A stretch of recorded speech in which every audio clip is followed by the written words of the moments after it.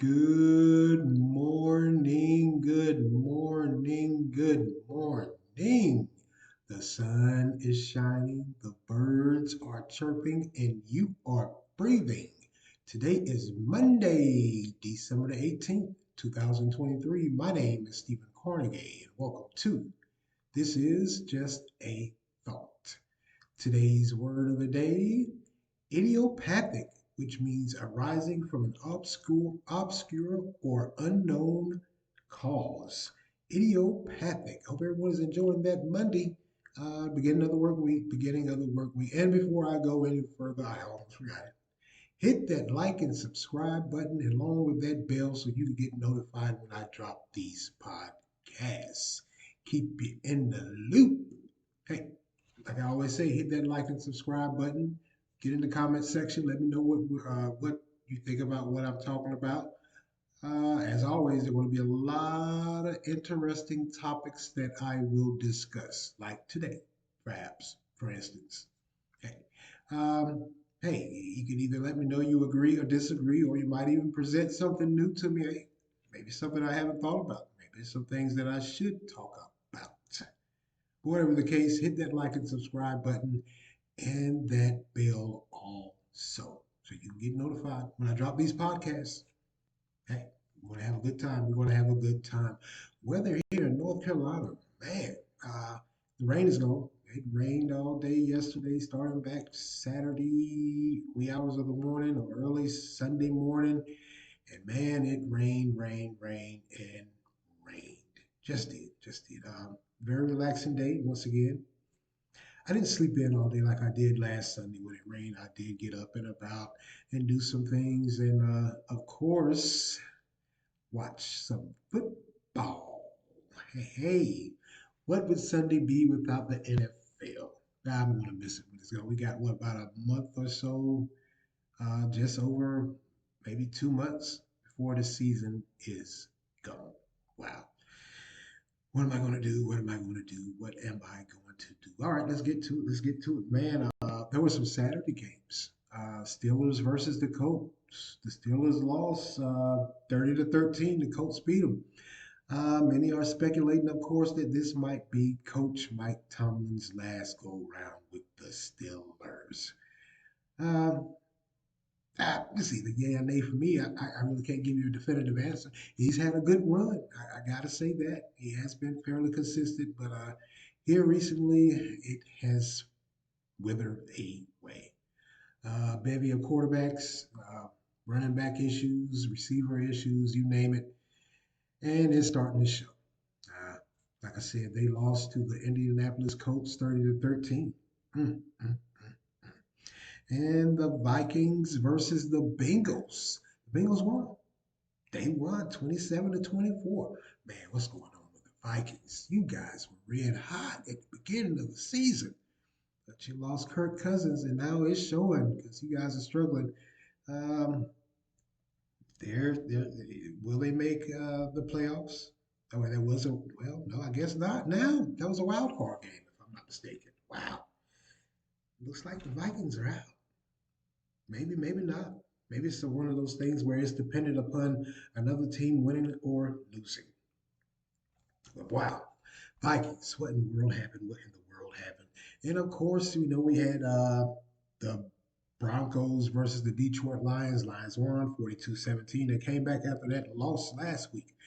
So looks like the Lions are in it. But if they play like they've been playing these last few games, they ain't going to be in it long. Man, what's going on with these NFC North teams? They were doing pretty good. What happened? What happened? And of course, yesterday we had the New Orleans Saints playing the New York Football Giants. Saints won 24 to 6. Sadly, DeVito didn't look so good, not like he did Monday night. Well, he is, he's not experienced, so it showed. But old Carr, he's looking pretty good, or he looked pretty good yesterday. Hasn't looked good all season. I got to be honest with you, just hasn't. But it looked good yesterday. He really did.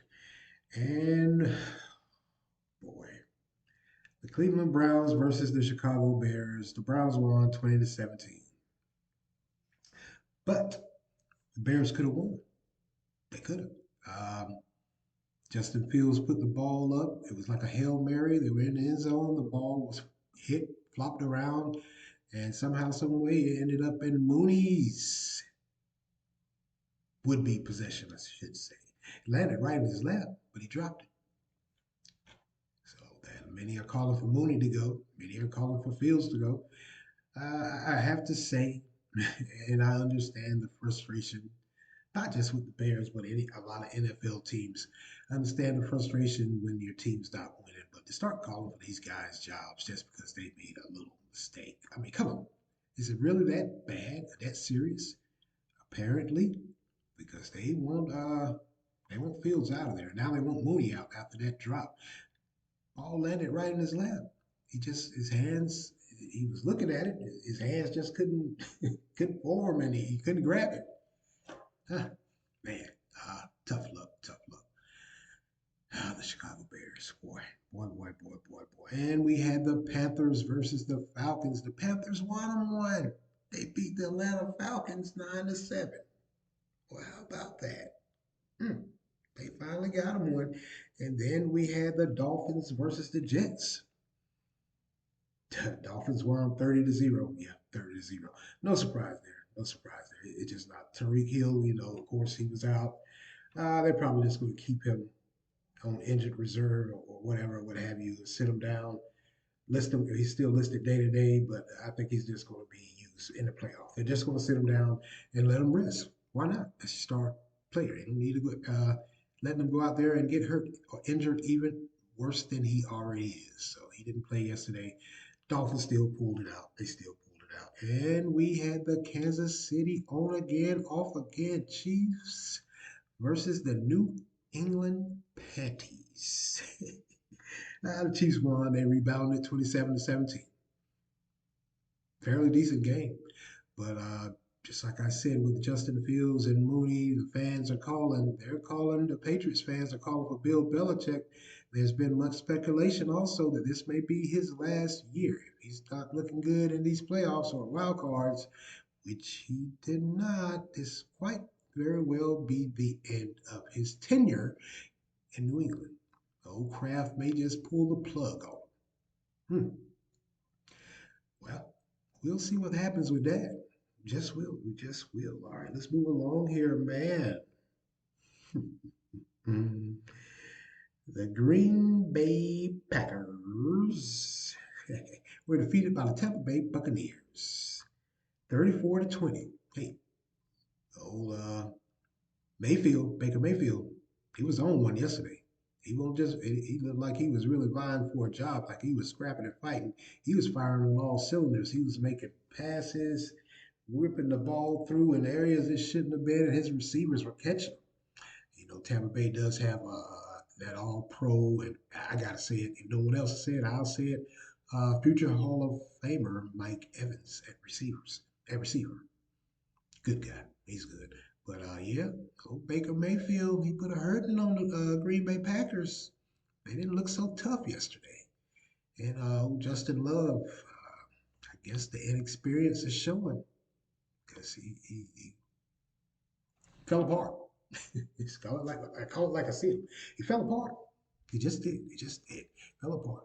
But man, yeah, old Baker Mayfield, hey, Tampa Bay, you might want to hold on to him. He could be your guy. He just could. I mean, hey, stranger things have happened. Stranger things have happened.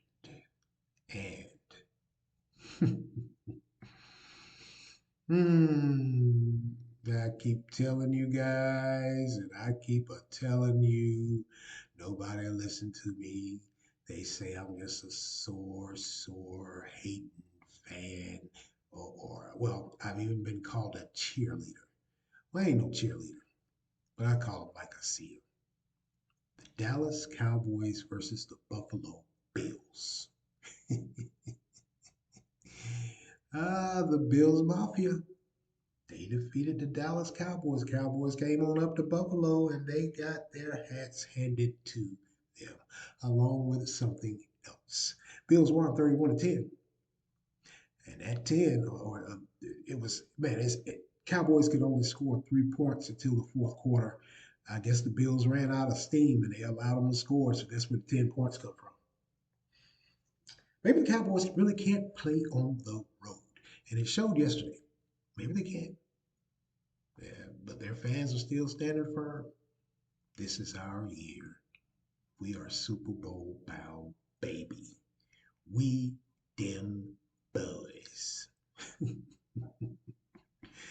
You guys ain't going to no Super Bowl. This is what you do every year. Every year, that infamous, and I do mean infamous, skid and flop. I would say it's a coming, but I will make a bold prediction. It's here. It's already started.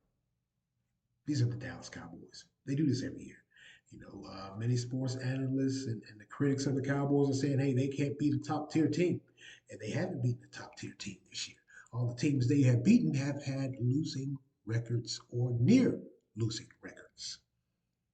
So maybe they're right. Maybe this time I got to agree with them because after what I saw yesterday, you guys can't play on the road. Dak Prescott went back to the Dak Prescott of old. He ain't no MVP. No. Dak Prescott MVP of the NFL with all these other quarterbacks out here that's putting in the work that have been putting in the work all year. Don't wait to the near the end of the season to start producing. Dak Prescott ain't no MVP. He's not. He's not. He's not. Hey, the Bills put up 31 points, and what was surprising to me, what really threw me, like I said, maybe the Cowboys can't play on the road. What really surprised me was the defense. Defense didn't look so good. Those elements. Well, it was cold and raining in Buffalo. That's Buffalo. I mean, you had the rain. You could have. Buffalo usually has snow, so you could have had some snow, but the rain must have threw them off because that defense, they couldn't stop the run. That's how Buffalo won that running game. And Josh, maybe I'll get it together one day, Allen of the Bills Mafia really didn't have to throw. That running game was on point yesterday. I'm sorry, the Cowboys front line and those linebackers, they couldn't stop them. They were running all over the place. Cowboy fans, I apologize, but y'all ain't going to no damn Super Bowl, and you know that. Why don't you just sit back and watch, relax, and enjoy it? Stop putting all this undue pressure on yourself year after year after year after year. Jeez, your blood pressure must be 3 digits systolic and dystolic. You guys know you ain't going to the Super Bowl. You know damn good and well Dak Prescott ain't no MVP. No NFL. I'm sorry. He's not. Man, I understand you're a fan, but come on now. Guy's not MVP. He's not MVP material. No way, no how. And it showed yesterday. Went right back to his old ways. Incomplete passes, drops, interceptions. MVP you ain't, homie. You just not. All right, let me get off of let me get off the Cowboys. Let me get off the Cowboys. All right, let's move along here. Let's move along. Hey, some very interesting news has broken today. Here comes the propaganda. Here comes the hoopla.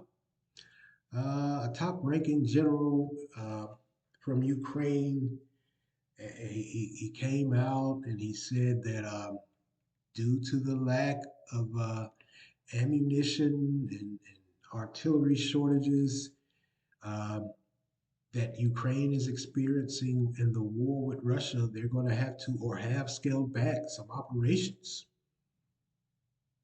How ironic that this would come out when last week, was it Monday, Tuesday, and Wednesday, Zelensky was here in the United States giving a speech before the House and the Senate, the Congress, or whatever, what have you, saying he needed more funding in their fight.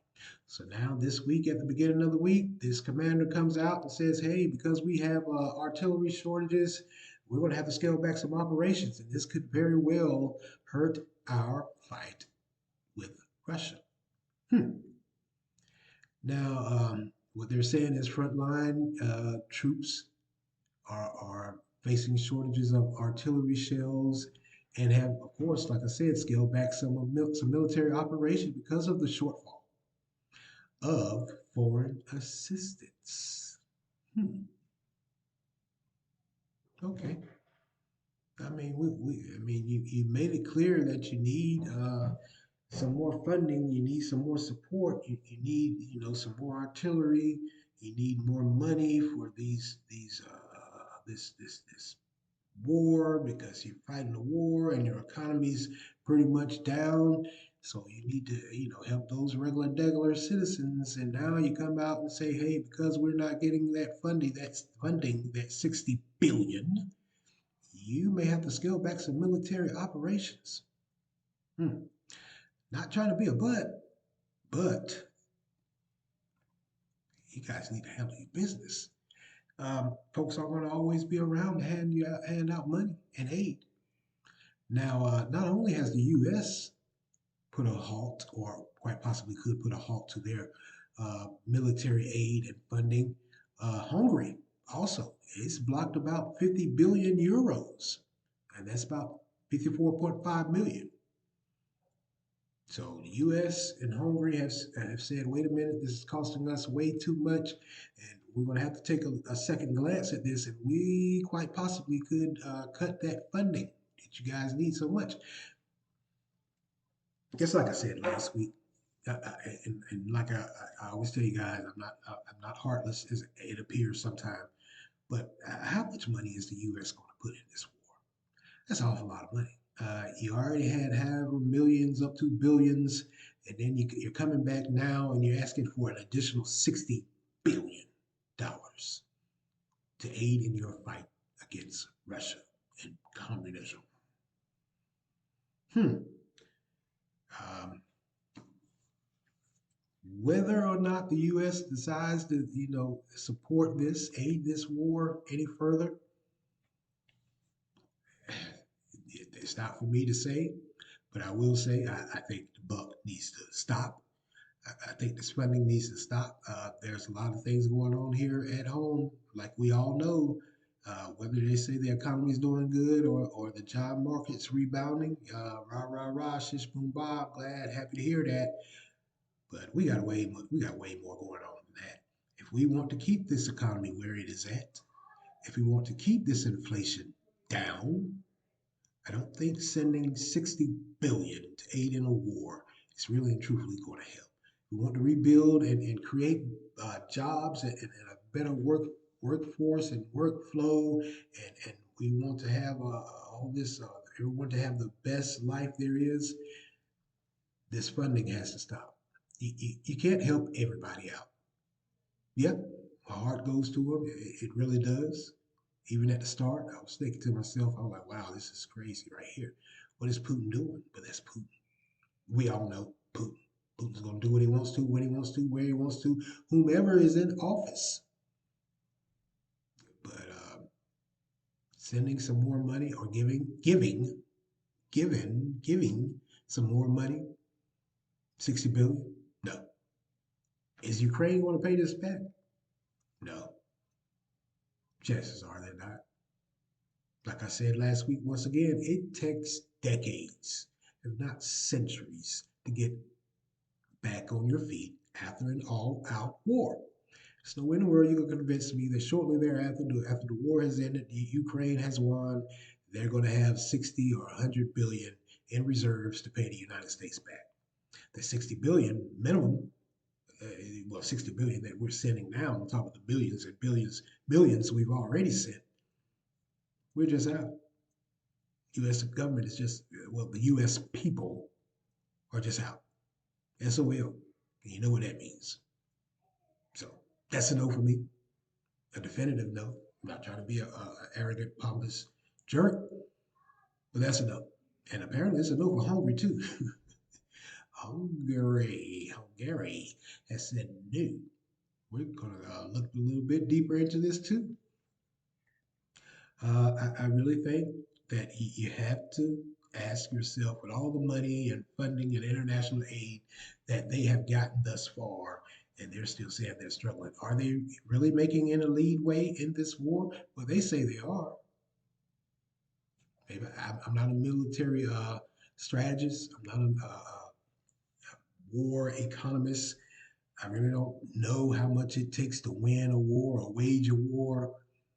But if you're coming back in less than a year, because if I'm not mistaken, that money was given about a year or so ago. If you're coming back and you're asking for an additional 60 billion, I don't think you're doing too well.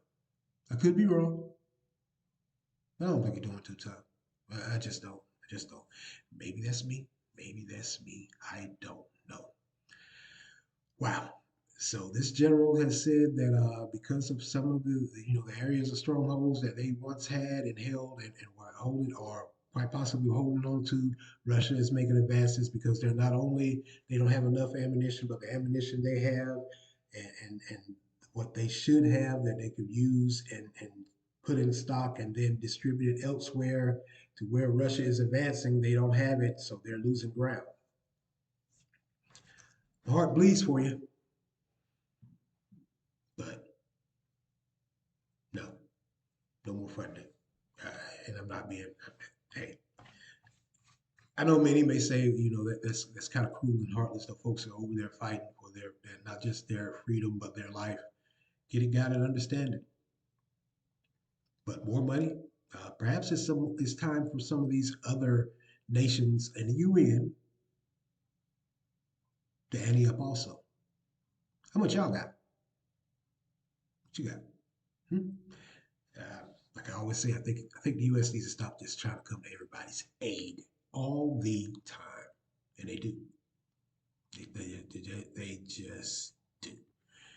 All right, let's move along here to another interesting topic overseas. Now, this is if you've been watching the news or some of you on social media, if you've been looking at your social media feed and you get these news stories, we've all heard of what's going on in the Red Sea with around that Syria, Yemen, the attacks by different terrorist organizations and how they're targeting military ships, Navy ships, or whatever, and they're using drones to try to blow these ships up or spy or whatever. But one thing that has come out is that this is not on the military side. This is on the merchant side. There's a lot of merchant ships. Well over half of the world's economy, the goods, services, the oil, goes through the Suez Canal, which you cut through the Suez Canal over there by Egypt, and that's how the goods get distributed to pretty much everywhere in the world. If you think that it's not so, it does happen, and that Suez Canal is a very important trade route. But apparently, there have been some attacks launched by the Yemen Houthi group or a terrorist group, and they flat out said along that Red Sea, in that Red Sea, that they're doing this to help with the fight with the U.S. the Palestine Israel war, and that's their only focus and purpose. So they're sending the message out. Not only are they sending the message out by destroying the goods or whatever, what have you, but looting. Uh, they're in control of that. They want to be in control of that area, and it's going to help with the fight with Israel and Palestine or Hamas. So they're working with Hamas. Hmm. Now this has caused some rerouting, of course. So the merchant ships or the merchant companies have gotten together and they decided now we're not going through the Suez Canal anymore. They are rerouting these vessels through the Cape of Good Hope. Now you're saying to yourself, where's the Cape of Good Hope? South Africa.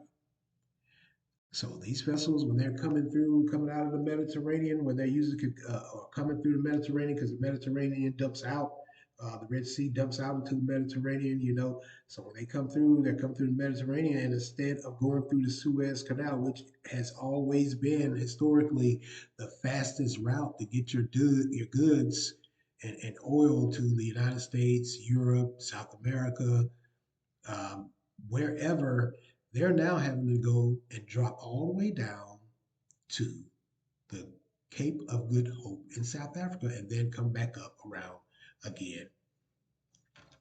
That's a lot of fuel and that's a lot of time where you could just take a quick zip. Now you have to drop and go around and then come back up. That's a lot of money. A lot of goods and services are going to be disrupted too. At one point in time, it was estimated with that Suez Canal, around 4% of the global imports, that's like 391 metric tons, was passed through the Suez Canal.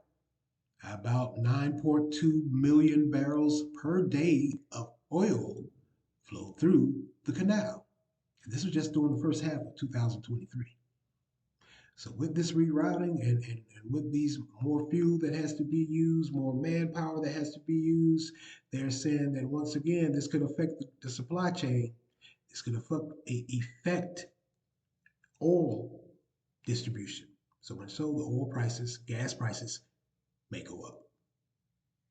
With the rerouting of the goods, you know, the merchants, they're having to reroute the goods, you know, the commodities, what you and I buy in the store, whether it be clothing or furniture or electronics or whatever, with them having to reroute, this could raise the price of goods once again. Great. What a way to start off the new year. Here we are ending out 2023, going into 2004, and this is on our heels. I can be honest with you when I say this, and I don't think I'm not stepping out on a proverbial limb by myself here, folks. But like I said, if you've been watching the news or you've been reading and reading the newspaper or reading online, a lot of people don't read newspapers anymore. You know this is not a good sign. This is bad. Um, Not saying we want to have a complete and utter meltdown like we did with the supply chain, but the goods are going up. It just is. With so much of the goods, the oil passing through that Suez Canal, and now it's being, you know, the goods are being rerouted because you have those that are pledging their support to Hamas, the Hutu in Yemen, and those other terrorist organizations around Syria also. That's money. It just is. There's no way around it. That's money. That's money that has to be spent. And if you know anything about the economy, when those merchants or those that are in possession of these goods and services, they don't bite the bullet too much. They pass it on to the consumer. You and I. Yeah, that's right. They just do. This, dare I say, this has become a standard way of doing business. It looks like you got to take into account what's going on overseas if you're here in the United States. How are you going to get your supply? How are you going to get your goods? How are you going to afford to go back and forth to work with the high price of gas? Because if they're rerouting, yeah, uh, those oil barrels, the cost is going to be passed on to you and I.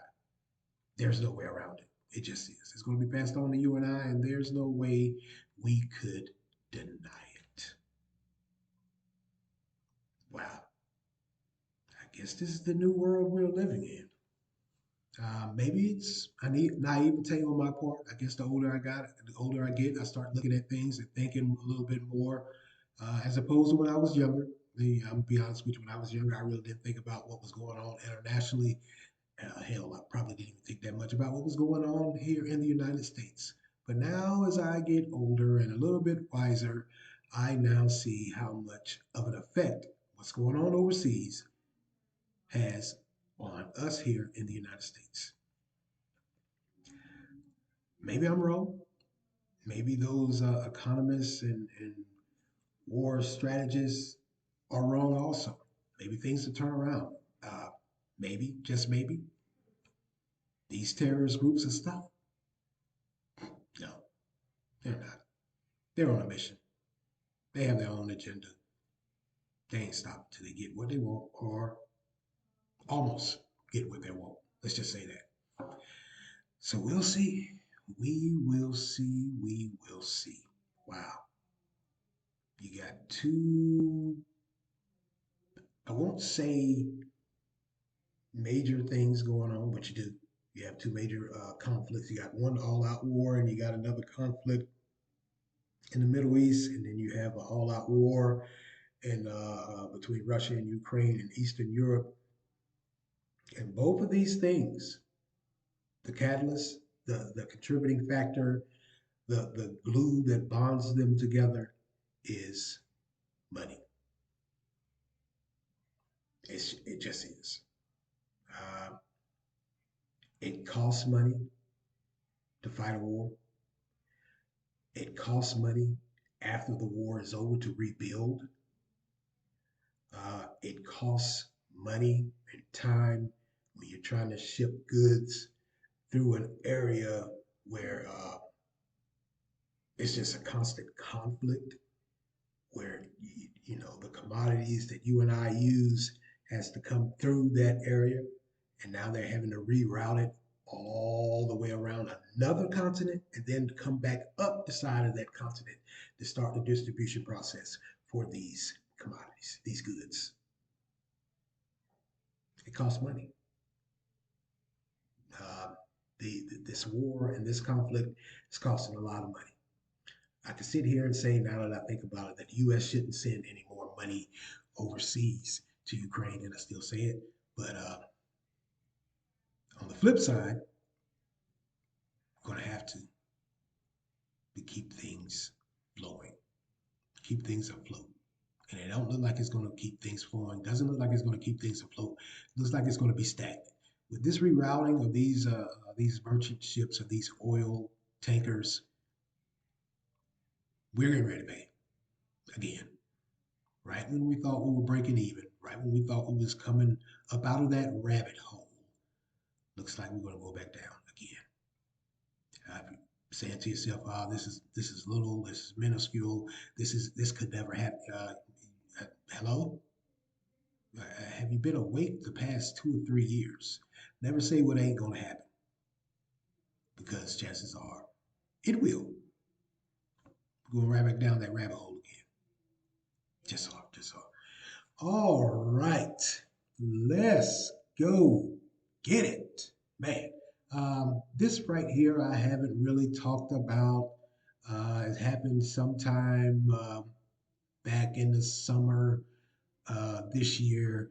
We all know about that Air Force Guardsman or National Guardsman that it was discovered that he didn't have access to classified documents, but somehow, some way, he was in a job or whatever, what have you, and he could access it. So he accessed it, even though he didn't have the clearance. So he was on this online gaming network or whatever you want to call it, and he was pretty much bragging and boasting about all the information he had and what he knew, even though he was just an IT guy. There was nothing about him that said he should have access to this material that he had somehow, some way. Well, he's an IT guy, so hey, he comes in to do some work, and he happens to stumble upon something. Young guy in his early 20s, and he was online bragging, trying to impress the little kiddies. Looks like. Mm, mm, mm. Well, it's now come to our attention that because one of the things when it first broke, they came out. They said this IT guardsman reservist for the United States Air Force. Because anything about the military, the Air Force and the Army, they're pretty much the same thing. One helps the other. So when it came out that he had got hold of this classified documents or whatever, and it was discovered that he was just a regular old IT guy, there's no way, no how he should have been anywhere near this information. one of the things that came out was how did he get it, of course, and what were those that were in charge of this were doing. How did he gain access? He didn't have clearance. Well, it has now come out that there were some high ranking officials within his chain of command, probably within his department or whatever, or division, that knew. And they did and said nothing because they felt as though quite possibly someone may overreact.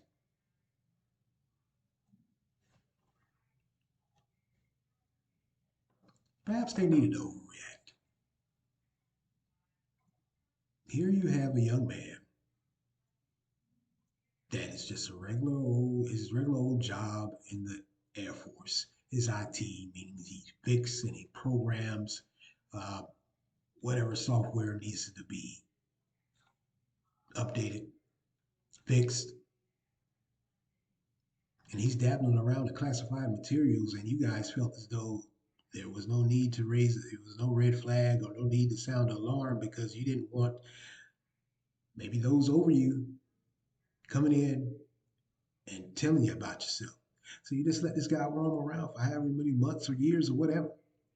Suppose he had got a hold of something really good, really classified, and sold him to someone, or told him to someone that told it to someone or whatever.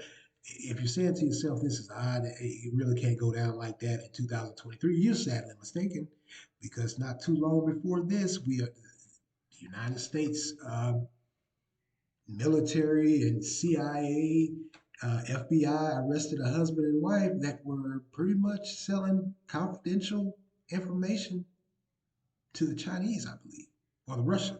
Then you had those two military service members from the United States Navy that was selling information to China. So don't think that it could never go too far, that this is just an over exaggeration. This was just a young guy that was bragging and boasting with some more online gaming friends or whatever, or what have you, or trying to impress a girl. Uh, in my humble opinion, any classified information that just happens on out there, it's classified information for a reason. Everyone doesn't need to be privy to that information, and everyone doesn't need to have access to it. The second those in the chain of command, higher up in the chain of command, the second they found out what this guy was doing, they should have snatched him out of him. Yeah, they should have snatched him. And now it looks like you guys need to be snatched. Need to take some of that rank away and kick you out also. Um, like I said, he was 21 years old. So he's online in this gaming, what do you call those little gaming chat rooms or whatever, or what have you. He was bragging about what he knew. Now we know those higher up didn't take the proper action. And they were aware of what he was doing. Not only were they aware of the things he was telling folks, they were aware in the fact that he was in there where he shouldn't have been, in some documentations that he shouldn't have had access to, gathering intelligence. So y'all just let this guy walk around free. Let him do what he wanted to. Mm, mm, mm, mm, mm. Wow. That's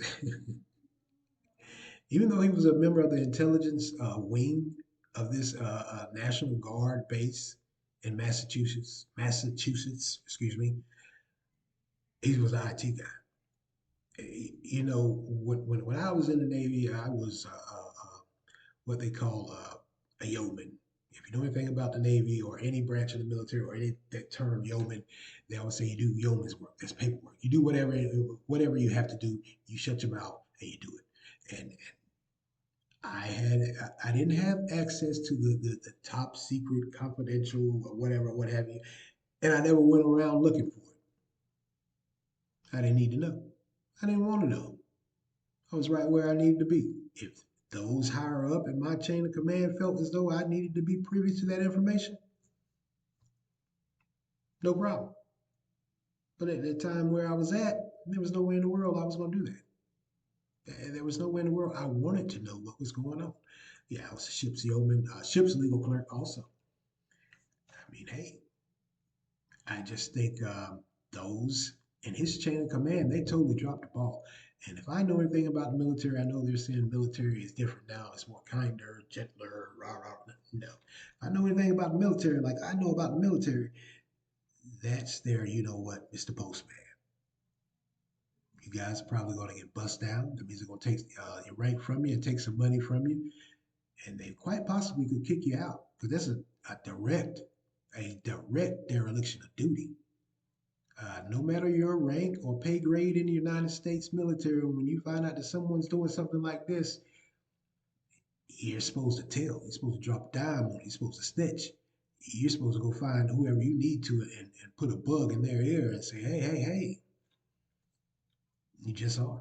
Because that jeopardizes not just your uh, military operation, that jeopardizes and puts a great deal and great strain on the national defense as well. Small and frivolous as this sounds, and it does sound small and frivolous, I got to be honest with you, but who knows what this guy found or was in close proximity to find. Maybe he just didn't look in the right place. So, like I said, those in that command that dropped the ball, peace out. You gone. You out of there. Ain't no way in the world. You ain't no talking yourself up out of that. Especially now that they know that you guys knew for a while what this kid was doing, and you did absolutely nothing. And when confronted, you said you didn't want those higher up to overreact. Que sera, sera. Que sera, sera. Might just very well be needed. Yeah, you guys got to go. Y'all out of there. You got to go. That was totally unsaid. It just was. Which and it kind of makes you wonder and makes you think. Not so much how long or something like this has been going on, but is it a regular occurrence? Um, like I said, I can tell you when I was in the Navy, I didn't go snooping. What do I need to know for? So maybe now it's the thing to do. Like I said, they arrested a husband and wife for selling submarine secrets to Russia, where they were, well, the husband was a contractor with the United States military.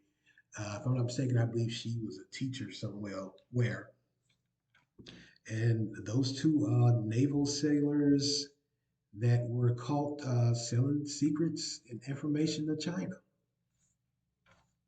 they were flat out in the military, in the Navy, and they were doing it.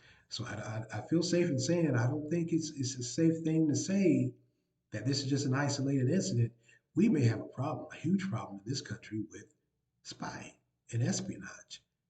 I'm not too sure how things went in the Cold War, but we may have our own problem with those in the U.S. that are citizens that are doing this. Now, we know, many of us know, we know full well that a lot of us that are U.S. citizens really don't care for the U.S. way of doing business internationally and abroad, don't care for the U.S. government and its officials and how they conduct business. So maybe, just maybe, this could be the end result: internal espionage from your own citizens. Crazy as it sounds, this sounds crazy. Those other two stories sounded crazy. But maybe, just maybe, this is it. This is what we have become as a society, as a country. Uh, some months ago, I did a podcast and I talked about the old Cold War style of warfare where they would send out these spies from different countries or whatever or what have you. Maybe they ain't got to send out no spies from no different countries now. Maybe they can do it right here internally because we have so many citizens that just don't care for the United States like that. Where you guys gonna go?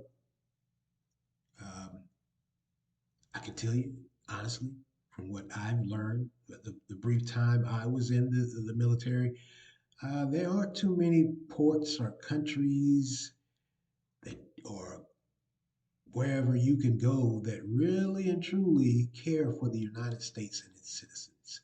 So the moment you open your mouth and you start, they recognize that English or tone or whatever, they already got you pegged. They don't care for you. So again, I ask for those internally that are turning into spies or quite possibly thinking of doing some espionage, where are you going to go? Where are you going to stay? Seems a little bit too much for me. I know he probably thinking it is. He's thinking about those old James Bond movies where these guys live this flamboyant life and there's jet setting all over the world, Monte Carlo, and all the beautiful women and the nice drinks. I don't think that spy game works like that. That's Hollywood. I don't think it works like that. So if you got anybody out there who might possibly think of becoming a spy with that English accent, think you may want to think again. You ain't gonna be welcome. I don't care how many dirty secrets you sell. You're just not. You're an American, and no matter where you go, no matter where you go, no matter how you tune it up or tone it up, if they get wind that you're an American citizen, they could very well be it for you. I keep you guys updated on this, and I've been looking for this, the other two stories because this really it didn't just catch my attention, but made me go back and look. I really haven't found anything on those two American sailors and that husband and wife from up there in Virginia that was selling those submarine secrets. So the investigation still goes on, best I can tell you, or they've already done away with them. Not as a Cold War. Don't believe that. Don't say that. Don't say that. Don't say that. All right, I'm gonna get out of here. I'm gonna skedaddle. Man, Monday, fun day, fun day, fun day. It's always a joy to go back to work on Monday. Yeah, it is. Yeah, it is. Hey, get in the comment section. Let me guys know what you think about what's going on here, especially with the economy and quite possibly the needed funding to supply this war in the Ukraine. And the fact that they now have to admit, and they're now saying they have to scale back operations because they don't have the ammunition they need, the artillery they need. They're having to use smaller artillery also. And how about what's going on in the Red Sea and the rerouting of these merchant vessels, not just with the clothes, the electronics, or car motor parts or whatever, but also these oil tankers that having to be rerouted all the way through another continent and then come up that continent again. So they're leaving, they're not going towards the Suez Canal anymore. They're going towards the Cape of Good Hope in South Africa, at the bottom of South Africa is at the bottom, at the very bottom, and then they have the round back up around the western side of it. So what do you guys think about that? Then this Air Force guardsman in his intelligence, unauthorized intelligence gathering. Was it for showboating and being braggadocious, or was he a spy too? We're hearing more and more cases of this. So get in the comment section. Let me know what you guys think. Do you think this is a new thing? It appears it is. It just does. It just does. All right. Like I said, I'm going to get out of here. I'm going to skedaddle. I want to thank you all for lending me your ears this morning. Continue to like, support, share. Hey, get in that comment section. Let me know what you think. Or, hey, give me some more topics. Maybe some things like I said I need to talk about. You would like to hear my opinion on. Doubt it, but I'll give it anyway. Hey, as always, thank you for listening to This Is Just a Thought with Stephen Cornegay. Amen.